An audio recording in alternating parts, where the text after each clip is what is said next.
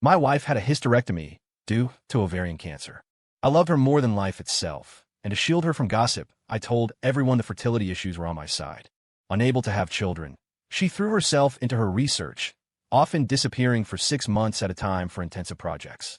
To be with her again, I worked day and night, finally securing a transfer to the corporate headquarters where she was based. The moment I landed, my new team lead took me to a baby store. Mr.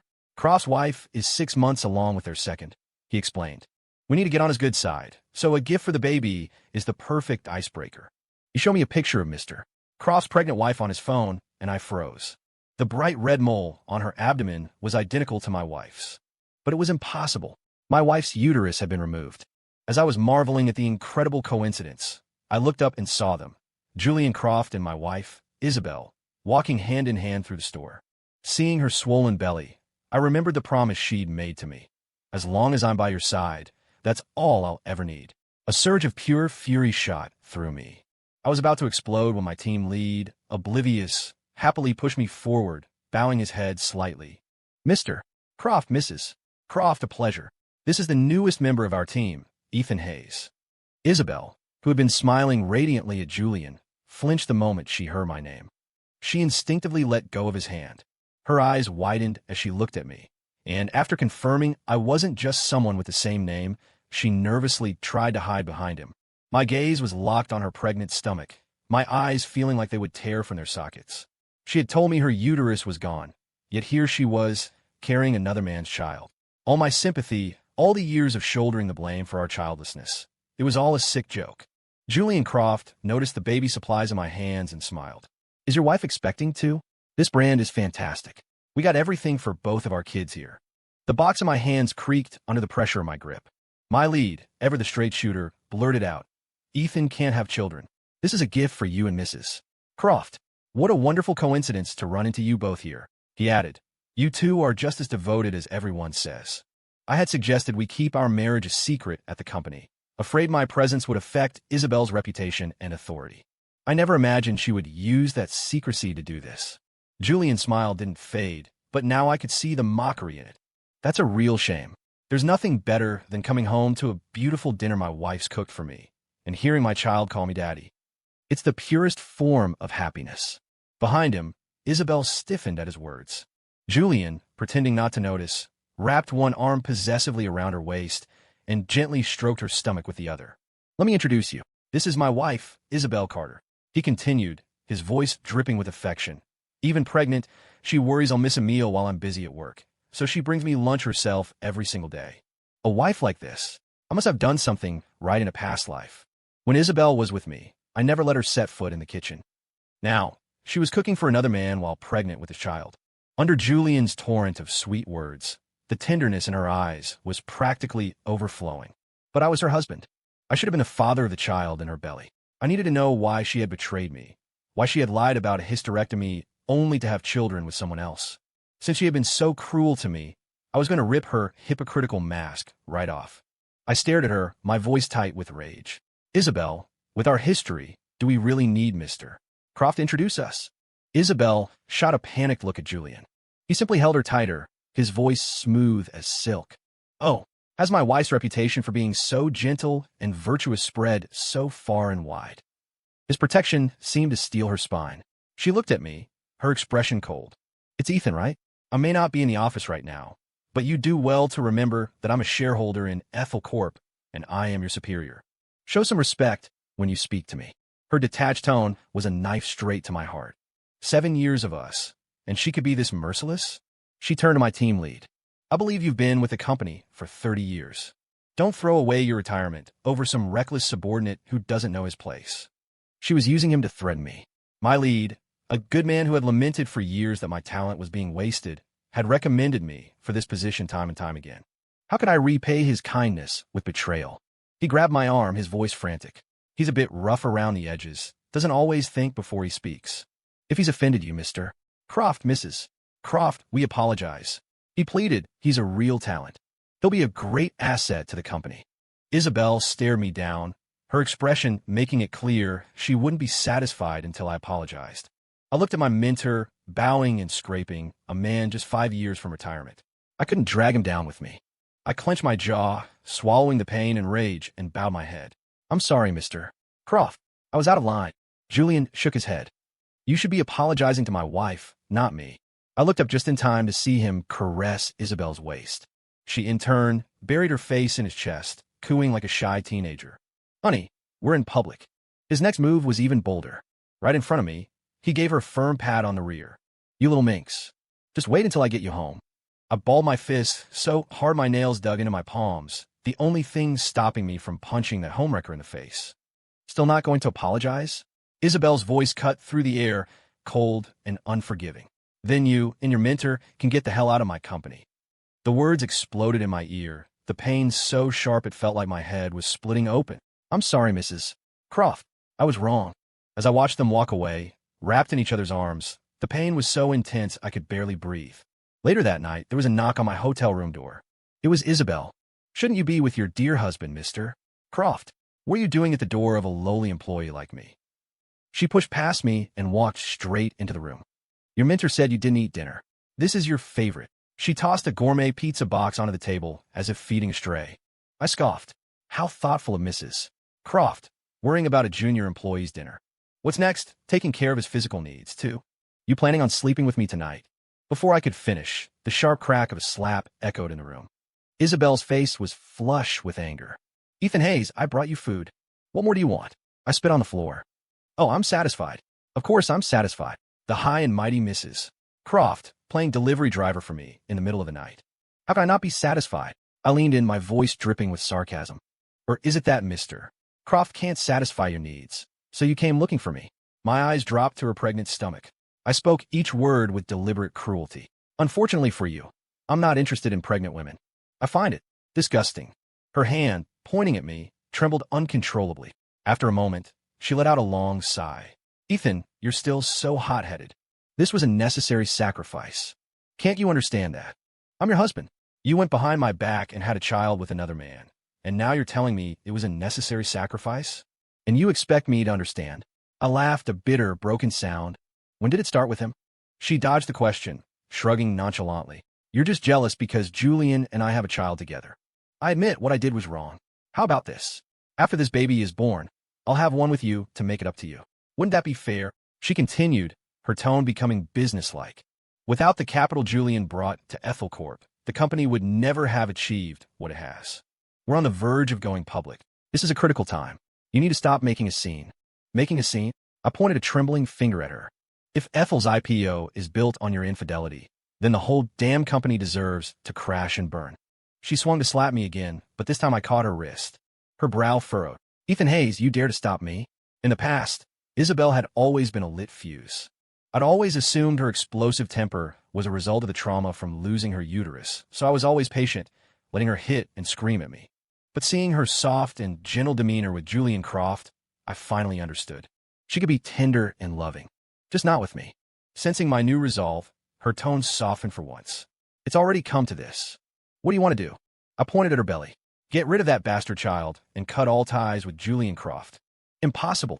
Her sharp retort echoed in the sterile hotel room. This baby is 6 months old. I can feel her heartbeat. How could I possibly kill her so cruelly? She stared at me, her eyes pleading.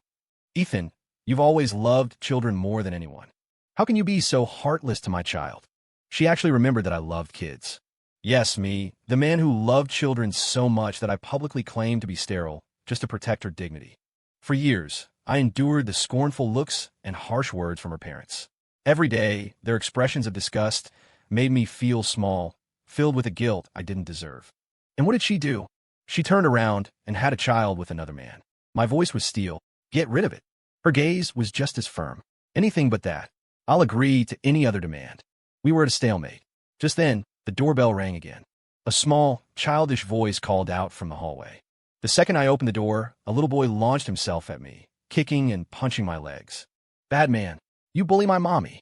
I'm gonna beat you up and get revenge for my mommy. The boy's face was a miniature version of Isabel's. The realization that this was her and Julian Croft's child made my temples throb. A horrifying thought began to form in my mind. I grabbed the boy's arm. How old are you? Startled by my sudden move, the child burst into tears. Isabel and Julian immediately rushed to his side, shielding him as they glared at me. I looked on, numb, as they stood together like a perfect family. The very picture I had always dreamed of, a dream Isabel had so effortlessly made a reality for Julian Croft. The boys crying quickly drew the attention of other guests in the hallway. Julian scooped the child into one arm and wrapped the other around Isabel, his expression full of disapproval. If you had a problem, you take it up with me. What kind of man takes his anger out on a pregnant woman and a child? His words ignited a firestorm of judgment from the onlookers. Attacking a pregnant woman and a kid? What a coward. Yeah, I heard he's sterile. He's probably just jealous of other people's happiness. Oh God, people with disabilities like that are often mentally twisted. You don't think he's dangerous, do you? Hearing this, the small crowd collectively took a step back, pointing and whispering. The sounds of mockery and contempt washed over me. Isabel, standing right there, avoided my gaze.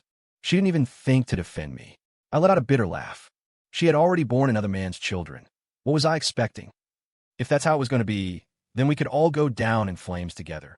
I looked at each of their faces, my voice ringing out, loud and clear. I am Isabel Carter's real husband. We've been married for 5 years, and she— I pointed a shaking finger at her. The woman legally on my marriage certificate, cheated on me, started a family with another man, and had his children. I then pointed at Julian. Julian Croft, the great CEO, is the homewrecker. Isabel's face went pale. She never imagined I would throw away my own pride to expose her in public. Ha ha! A laugh erupted from the crowd. It was one of my new colleagues from headquarters. Hey boss, is this the talent you were talking about? He sounds more like a lunatic to me. Another one chimed in, dude, just Google it. Everyone knows our CEO, Mr. Croft, had his first kid 5 years ago. How exactly did Mrs. Croft manage to be married to you and have another man's baby without you knowing? My mentor, who had just rushed over, grabbed my arm and pleaded, Ethan, what's gotten into you? Everyone knows Mr. and Mrs. Croft have been happily married for 6 years. You must have had too much to drink. Apologize to them quickly. His words only served to confirm what the others were saying. I stared straight at the child in Julian's arms. You're 5 years old. You're not lying, are you? The boy pointed at me defiantly. I am 5, and I'm old enough to protect my mommy and daddy. If you bully them, I'll hit you. I turned my stunned gaze back to Isabel, and then, with all my might, I slapped myself across the face. I'm such a fool. Isabel, you really are something else. My voice cracked. 5 years ago, right after we got our marriage license, you disappeared. When you came back, you told me you had ovarian cancer and left because you didn't want to be a burden. I was so heartbroken for you, thinking you went through all that alone. When you returned, I did everything for you, took care of everything around the house, never even dared to bring up the subject of children. But it was all a lie. That year you were gone. You were off having Julian Croft's baby. Isabel looked nervously at Julian. He simply squeezed her hand and gave her a reassuring kiss. Izzy, I trust you. Don't worry, I'll protect you. I won't let this lunatic get to you. His words seemed to calm her instantly. She looked at me, her expression a mask of indifference. Ethan, I only came here because you're about to join our most important team, and your mentor said you hadn't eaten. I was just acting out of a sense of duty, a superior looking out for her subordinate. Her eyes suddenly filled with tears, her voice trembling with manufactured hurt. But the second you opened the door, you dragged me into your room. If my husband and son hadn't shown up, who knows what would have happened? You knocked on my door, and now you're flipping the script on me? Isabel, are you even human? Before I could say another word, I was kicked to the ground by one of the righteous onlookers. I've been waiting for a chance to deal with an ungrateful bastard like you. Having disgusting thoughts about a pregnant woman? I'm going to serve justice today and beat you to death, you monster. His impassioned cry rallied the others. There's safety in numbers. Let's get him. Feet rained down on me, the pain so intense I thought I would pass out. No, Ethan would never do something like that. There must be a misunderstanding. My mentor threw himself over me, shielding me with his own body.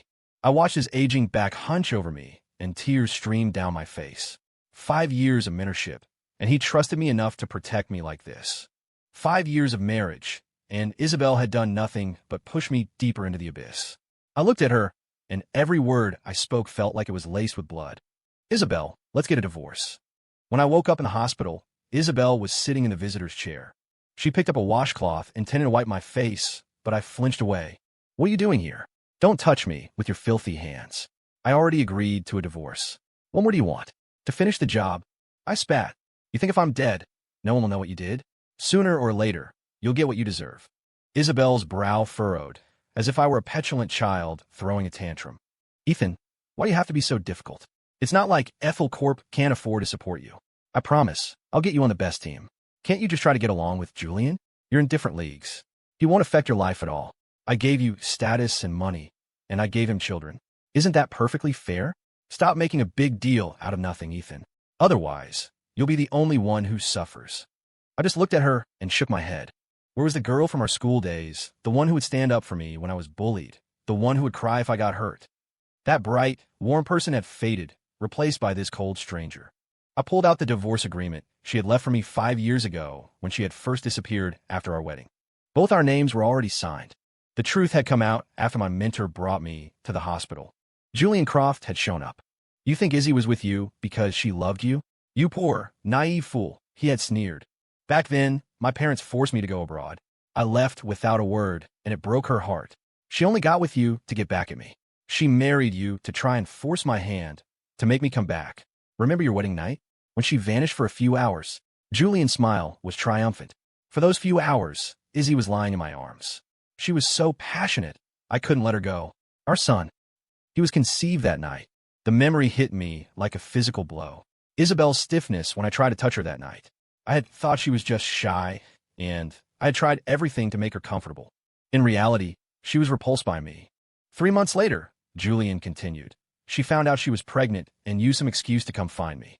Unfortunately, my parents only wanted the child, not the mother. That's the only reason you got the chance to stand before me today, playing the part of her husband. In Izzy's eyes, you're nothing but a dog she can call or kick away whenever she pleases. His mocking words echoed in my head. Even knowing it was the ultimate humiliation, I had to ask her, our wedding night, where did you go for those few hours? Isabel's eyes widened, and she stammered. I already told you. I was with my maids of honor for a bachelorette farewell. She quickly became defensive. And you agreed to it. Why are you bringing up old history now? Ethan, are you even a man? I narrowed my eyes, staring straight through her. I agreed to a bachelorette party. I didn't agree to you climbing into another man's bed. My voice dropped to a low, dangerous whisper. Was it fun?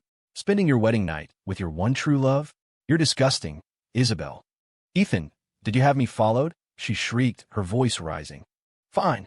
Yes, I was with Julian for those few hours. But I've been married to you for years.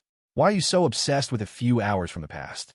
In her worldview, marrying me was some grand favor she had bestowed upon me, and I should be grateful for whatever scraps she threw my way. She shook her head impatiently. I know you're doing all this for attention, but Julian is the CEO. I need to accompany him to important company galas. And Leo is young. He's very attached to me. And you scared him. He doesn't want to see you now. She paused, considering. How about this? I'll spend 1 day a week with you. That should make you happy, right? The old me would have been ecstatic at the thought of her coming home more often. Now, the idea just made me sick to my stomach. I pointed to the divorce papers. My gaze was firm. Look closely. Your signature is on this divorce agreement. We're already divorced. Without even looking at it, she tore the document to shreds and threw the pieces in my face. Then, she had the audacity to turn it back on me. You kept a 5-year-old divorce agreement all this time? Looks to me like you're the one who wanted out. Her voice was cold. Don't even think about using divorce to threaten me. As she stormed out, my expression remained calm. I opened the bedside drawer and pulled out another, identical copy of the divorce agreement. After 5 years of marriage, I knew exactly who she was. I had made copies. 2 days later, I was discharged. In a rare turn of events, Isabel showed up again. My mentor was surprised to see her. Isn't that the CEO's wife? Don't tell me she's here to pick you up. Isabel seemed startled to see him there, but her expression quickly returned to its usual composure. She looked at me as if granting an audience. This whole incident was caused by your slander, which provoked a bystander to teach you a lesson. But you are still an employee of this company. As your superior, it's perfectly reasonable for me to check on you. I was tired of her sanctimonious excuses. I grabbed my mentor's arm and started to leave. In the rearview mirror, I saw her face, dark and menacing. Since we were divorcing, I had to cut ties with her family completely. As I walked into the house, I saw a sight that stopped me in my tracks. Isabel's father, who was supposed to be wheelchair-bound, was on his feet, chasing and playing with Isabel's son, Leo. I stood there, frozen. I had assumed they didn't know about Isabel's betrayal. On the way over, I had agonized over how to break the news to them, inventing countless excuses to soften the blow. But seeing how comfortable they were with the child, it was clear they had known about him all along. I was the only fool in this entire charade. Leo, come and get Grandpa, her father laughed. If you catch me, I'll buy you a new toy car. He stopped when he saw me. Leo, unable to stop in time, crashed into his legs and fell to the ground. Isabel's mother rushed over and shoved me hard. Why did you have to show up now? What if you scare my precious grandson? Leo saw me and immediately started wailing. Batman, I want my mommy and daddy. He's mean, he bullied my mommy. Make him go away. Isabel's parents cooed over him, their faces etched with concern. Her mother shot me a vicious glare. Didn't you hear my grandson tell you to get lost? What are you still doing here? She scowled. God knows where you were yesterday. We nearly starved. Get in the kitchen and make dinner. Don't be an eyesore to my grandson. Just a few days ago, these two had been so warm and caring toward me. When Isabel first disappeared, I was the one who took care of her father, whose leg injury supposedly kept him in a wheelchair, and her mother, who was too consumed by grief to function. I did it for 5 years. I had come to see them as my own parents, but now I realized it was all one-sided. Now that they had their real grandson, Leo, what was I, the son-in-law, worth? A tight, crushing pain seized my chest. Why? Why did you lie to me? Her father, who was patting Leo's back, paused. He answered without looking at me. Lie about what? You chose to take care of us. Marrying into our family was the luckiest thing that ever happened to you. So you faked being sick and lied to me for all these years? Did you ever once care about me for real? Faced with my questions, her parents fell silent. Their silence was a slap across my face, more brutal than any physical blow. Fine. Great. You're truly a family. You all have the same heartless face. Suddenly, a sharp pain shot through my thigh. Leo had latched onto my leg, biting down hard. You bad man. Don't you bully my grandpa and grandma. I pried him off me. He stumbled backward and sat hard on the floor, pointing at me and crying. Isabel's mother slapped me across the face. You useless waste of a man who can't even produce a child. Now you want to hurt my grandson? You deserve to be an orphan and die without any children of your own. Her father stepped in front of them, shielding them from me. He looked at me with contempt. You're nothing but a dog we keep in this house. You do what we say when we say it. We'll continue to let you live here, but if we ever see you bullying my grandson again, we'll throw you out on the street. Seeing the true faces of the people I had called mom and dad for 5 years, the pain was suffocating. I took one last long look at them. Fine, as you wish. Isabel and I are divorced. Her parents exchanged a look. Her mother immediately called Isabel to confirm. Even through the phone, I could hear the venom in Isabel's voice. I already told him I'd see him once a week. What more could he possibly want? A few minutes later, Isabel appeared at the door. It turned out that so her parents could see their family whenever they wanted, she had bought another house in the very same neighborhood. She hadn't been coming back only once every 6 months. She just hadn't been coming back to me. She stormed in, with Julian Croft right behind her. Now that everyone's here, let's settle this once and for all. Isabel, Julian, her parents, and the child stood on one side, a united front, all of them glaring at me. Julian and I have discussed it, Isabel announced, her voice filled with condescension. You've been acting out for so long because you feel neglected. Fine. From now on, you don't have to go to work.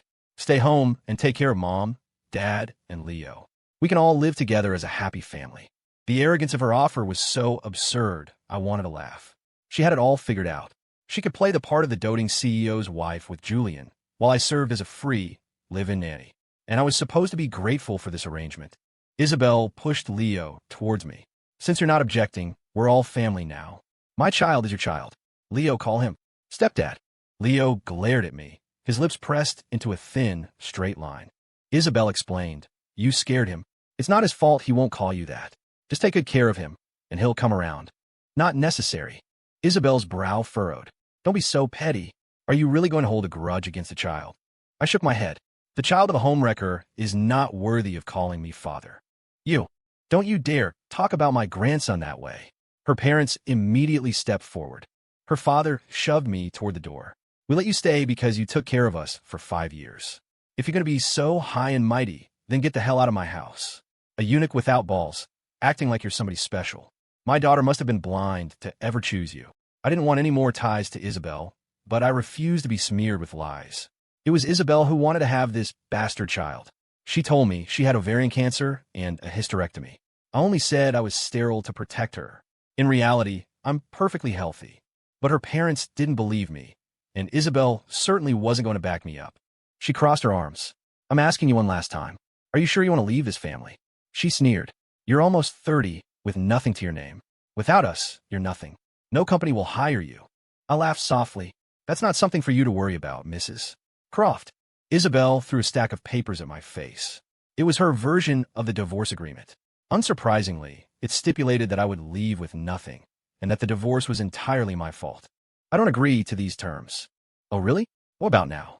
I saw what she was holding, and my entire body went cold. My voice dropped, terrified of startling her. Isabel, those are my parents' ashes. Don't you dare. She completely ignored my warning, tossing the urn up and down in her hand like a toy. You think I want to touch this unlucky thing? Just sign the damn papers and get out. I knew 5 years of devotion hadn't earned me her honesty. But I never imagined that in those 5 years, she had lost every last shred of human decency. Without another word, I grabbed a pen and signed. The moment the last stroke was complete, a sharp, cracking sound filled the air. My eyes widened in horror as the urn shattered at my feet. Leo then unzipped his pants and urinated on the ashes, shouting happily, "Watering the flowers! Who taught you to do that?" I roared. Julian scooped Leo up. He's a child, he didn't mean it. You're a grown man. How can you hold something against a kid? Isabel didn't even glance at the mess on the floor. She was too busy brushing the dust off Leo's clothes. Two old geezers can't even be peaceful in death. So unlucky. She could not love me, but she would not insult my parents. I grabbed her arm. Apologize. Isabel spit in my face. Apologize to a dead person? In your dreams. Her parents, fiercely protective, rained blows on me. How dare you bully my daughter and grandson? I'll kill you. Julian took advantage of the chaos to land a few kicks of his own. But I wasn't the same man who would just take it anymore. I swung my fist and connected squarely with Julian's face, which immediately began to swell. He, of course, fought back, pinning me. You are the most pathetic excuse for a man I've ever seen. Can't even keep your own woman. Oh, that's right, you're not even a man. With a surge of strength, I bucked him off and landed 2 more punches on his face, each one solid and deep. You, the homewrecker who knowingly destroyed a marriage. You're the one who's a disgrace. My voice was raw. Today, I'm going to teach you a lesson. As my fist was about to fall again, a sudden, piercing cold spread from my stomach through my entire body. I looked down and saw my shirt slowly turning crimson with blood. Isabel shoved me away and rushed to Julian's side, fussing over him. I gritted my teeth against the searing pain. Isabel, do you know what you just done? This is attempted murder. You're going to prison. She looked completely unfazed. With my family's connections and Julian's in this city, who would dare touch us? You have no parents, no family. No one will even know you're dead. Today, you accidentally stabbed yourself. I'd advise you not to struggle. Even if you die, the official story will be that you committed suicide, or maybe you'll just disappear without a trace. She looked down at me, her eyes devoid of any emotion. Don't blame me for being heartless. You're the one who crossed my line. I collapsed to my knees. Blood and tears dripped onto the scattered ashes of my parents. I was useless. I couldn't even protect them after they were gone. As my vision began to blur, I heard a gentle voice in my ear. Good boy, don't sleep. You deserve better. I snapped my eyes open, startling them as they moved closer to see if I was dead. Ethan Hayes, what are you still fighting for? Isabel said, her voice laced with finality. Just accept your fate. Then, a slow, cruel smile spread across her face. I was wondering how I was going to bring down powerful, lawless people like you, I rasped, and then you go and hand me the evidence yourselves. Isabel and Julian exchanged a confused look. Their eyes widened when I pulled an inconspicuous-looking pin from the pocket of my shirt. Isabel's parents, still oblivious, pressed on. What do we do now? I've already got someone lined up for a fresh liver. We need to get him. Shut up. Isabel and Julian snapped in unison. Isabel's face was a dark mask of fury. I was only going to put you in a coma. Since you were recording, you leave us no choice. She made a quick phone call. Moments later, 2 men in white coats appeared and grabbed my arms. Ethan Hayes, you are mentally unstable and have violently assaulted others. We received a report from your wife and are here to transfer you to a psychiatric hospital. So that was their plan. Brand me as a lunatic and lock me away. Isabel, you still have a chance to turn back, to do the right thing. Take him away, she commanded, waving her hand dismissively. The next second, the elevator doors opened and a group of people poured out. Who are you? This is my home. If you don't leave right now, I'll have you charged with trespassing. The people, dressed in plain clothes, ignored her and walked directly to my side, helping me to my feet. Isabel stared at me. Did you call them? Don't let him fool you. Ethan is mentally ill. He's dangerous. I'm his wife, and for the sake of public safety, I have no choice but to have him committed. She addressed the newcomers directly. This is a private family matter. Please leave. I let out a derisive snort. Only to get me locked up would she begrudgingly call herself my wife. How it must have pained her. Don't forget, we're already divorced. Her face crumpled into a mask of victimhood. It's because of your domestic abuse, your violent outbursts. I couldn't take it anymore. That's why I had to divorce you. Her parents nodded in fervent support. That's right. My daughter was so good to him, getting a loser like him a job at the company. And how did he repay her?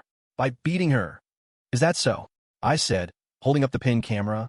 Then please, show them your evidence. Because I have proof that Isabel Carter intentionally stabbed me. Isabel's eyes locked onto the device in my hand. Ethan, do you really want to burn everything to the ground? You betrayed me. You planned to have me killed and sell my organs for one last payday. Isabel, you're the one who deserves to die.